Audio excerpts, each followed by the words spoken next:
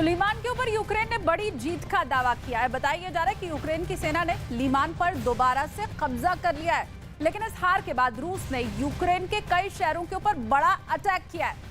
मतलब एक शहर तुमने ले लिया कोई बात नहीं, लेकिन अब दूसरी जगहों के ऊपर हम और ज्यादा अटैक करेंगे, तुम्हें परेशान करेंगे। अब देखिए दावा ये किया जा रहा है कि रूस ने ये जो 4 शहर आप देख रहे हैं यूक्रेन के, इनके ऊपर बहुत बड़ा हमला किया है। इसमें जापोरिजिया शामिल है, मिकोलाइव शामिल है, खार्किव है और डोनेस्क है। ये 4 शहर ऐसे हैं जिन पर रूस की तरफ से अब हमला और ज्यादा तेज कर दिया गया है। इसके अलावा माइकोलाइव में सबसे ज्यादा रूस का अटैक बढ़ा हुआ है, यहाँ रूस ने सबसे ज्यादा अटैक किया है। और डोनेस्क में तो रूस की सेना की तरफ से बहुत ज्यादा यहाँ पर जमावड़ा तैयार कर लिया गया, भारी तादाद में यहाँ पर रूसी सेना डोनेस्क में तैनात दिखाई दे रही है। तो इस तरह से रूस बदला लेने की कोशिश में बौखलाया रूस अब इन 4 शहरों के ऊपर लगातार हमले कर रहा है।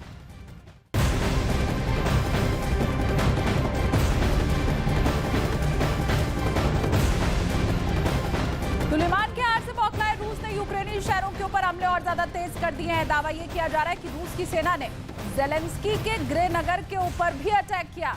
रूस की सेना ने क्रीवी रीपर ड्रोन से हमला किया है। हालांकि इसके उलट ज़ेलेंस्की का भी दावा एक सामने आया है। उन्होंने ये कहा है कि यूक्रेन की सेना बहुत तेजी के साथ आगे बढ़ रही है। लीमान के बाद यूक्रेन की सेना रूस के कब्जे से कई और इलाके भी आजाद करा देगी। तो ज़ेलेंस्की ये कह रहे हैं कि लीमान तो हमने आजाद करा लिया है, अभी हमारी सेना जिस ढंग से आगे बढ़ती हुई और आक्रामक होती हुई दिखाई दे रही है, बहुत से इलाके रूसी सेना के कब्जे से हम जल्द आजाद करा लेंगे।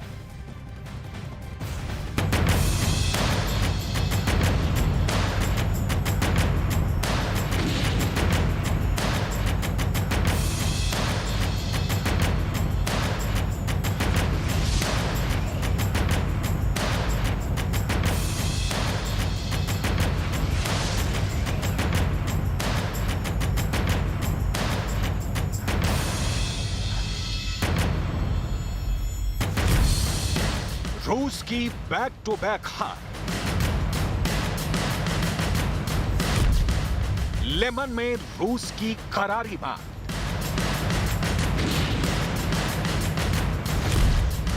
युद्ध में जीत के गेटवे पर यूक्रेन,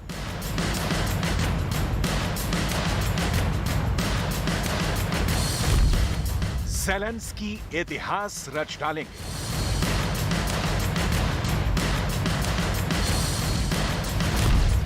या फिर पुतिन अंतिम हथियार चलाएंगे।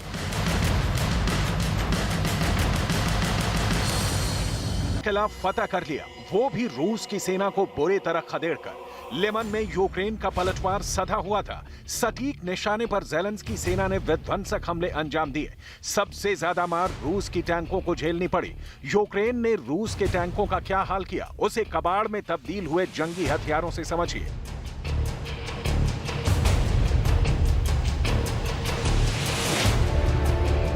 यूक्रेन ने हाइमस से अटैक कर रूसी टैंकों की चीथड़े उड़ा दिए। यूक्रेन फोर्स के रॉकेट अटैक से रूस के हथियार गोदाम बर्बाद हुए, जिसके बाद रूस की सेना उल्टे पांव लीमन से भागी।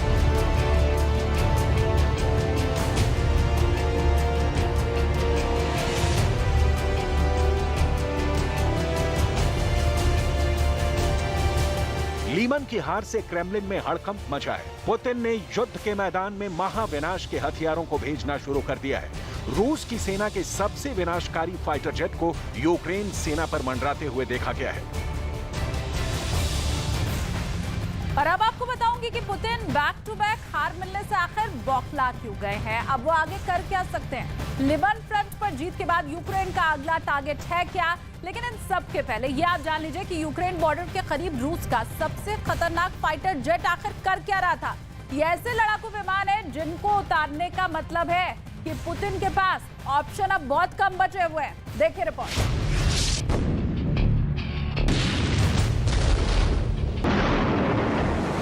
यूक्रेन बॉर्डर पर मंडराते महाविनाशकारी जंगी जेट की तस्वीरें हैं ये। वीडियो यूक्रेन के बेलगोरोद क्षेत्र के डैगुनस्कोय गांव का बताया गया। हालांकि वीडियो की सत्यता की पुष्टि अभी बाकी है, लेकिन ये जंगी जेट अगर वॉर जोन में आ गया है तो क्या हो सकता है, इसके अंदाजे भर से यूक्रेन में खौफ फैल गया है। आखिर रूस के इस फाइटर जेट में ऐसा क्या है जिससे खलबली मची है?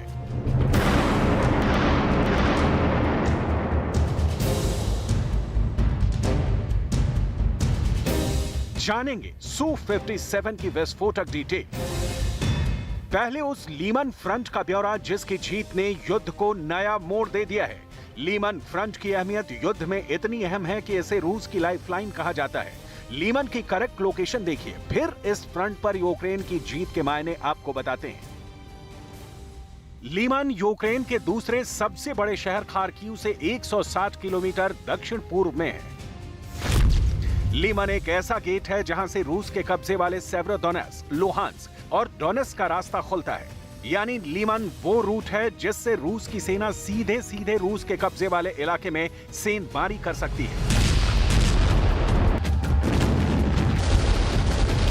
लीमन की जीत इस मायने में अहम है कि इससे पूरे डॉनबास रीजन में यूक्रेन की जीत का रास्ता बन सकता है। यही वजह है कि लीमन में जीत के बाद यूक्रेन फोर्स ने विक्ट्री डांस किया, ग्रुप फोटो खिंचवाई। यूक्रेन का झंडा लीमन पर फहराते हुए यूक्रेन के जवानों ने जीत का जमकर जश्न मनाया। लीमन फ्रंट पर यूक्रेन के कब्जे के बाद रूस को अच्छा खासा नुकसान झेलना पड़ेगा, क्योंकि लीमन रूस की सेना का प्रमुख परिवहन केंद्र था। इस इलाके में रूस के करीब 5000 से अधिक जवान थे। रूस के लिए यह लॉजिस्टिक और ट्रांसपोर्ट हब बना हुआ था। यूक्रेन में होने वाले हमलों के लिए यह इलाका काफी अहम था। यह इलाका डोनेस्क के उत्तर में स्थित है, जहां के रास्ते युद्ध में रसद और हथियारों की सप्लाई की जा रही थी। लीमन पर जीत का दावा करने के बाद ज़ेलेंस्की ने साफ कर दिया है कि वो अब रुकने वाले नहीं हैं। उन्होंने ये कहा है कि यूक्रेन की सेना आगे बढ़कर अपने इलाकों को मुक्त कराएगी। यूक्रेन के हर इंच को वापस लिया जाएगा और उधर रूस भी यूक्रेन से हटने को तैयार दिखाई नहीं दे रहा है, लेकिन इस टकराव ने नए युद्ध की ओर इशारा जरूर कर दिया है।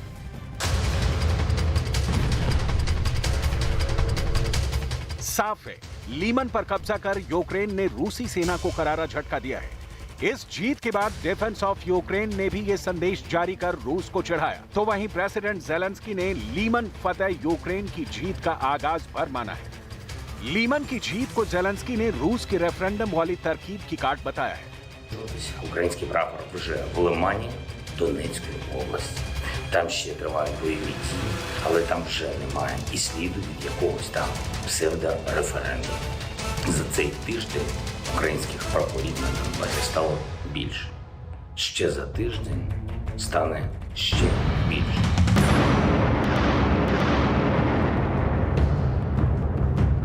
रूस को लीमन से खदेड़ने के बाद यूक्रेन ने सवाल दागा है कि क्या रूस दोबारा इस फ्रंट पर भिड़ने की हिम्मत जुटा पाएगा। इस बीच यूक्रेन ने रूस की सेना पर नागरिकों को निशाना बनाने के आरोप भी लगाए हैं। यूक्रेन ने दावा किया है कि रूस के सैनिकों ने खार्किव के कुपियांस्क में नागरिकों के काफिले पर अंधाधुंध फायरिंग की। 7 गाड़ियों को रूस की सेना ने निशाना बनाया। हमले में 10 बच्चों समेत 20 लोगों की मौत की जानकारी दी गई। खार्किव के गवर्नर ने इस अटैक की जानकारी साझा करते हुए रूस की सेना की जमकर निंदा की। उधर ज़ेपोरिज़िया में भी S-300 मिसाइल से स्थानीय लोगों को निशाना बनाए जाने का दावा किया गया। रूस के मिसाइल अटैक में 30 लोगों की जान जाने की बात कही गई। नागरिकों पर रूस के हमले को बैक टू बैक मिल रही हार की खींच माना जा रहा है। हालांकि रूस यूक्रेन फोर्स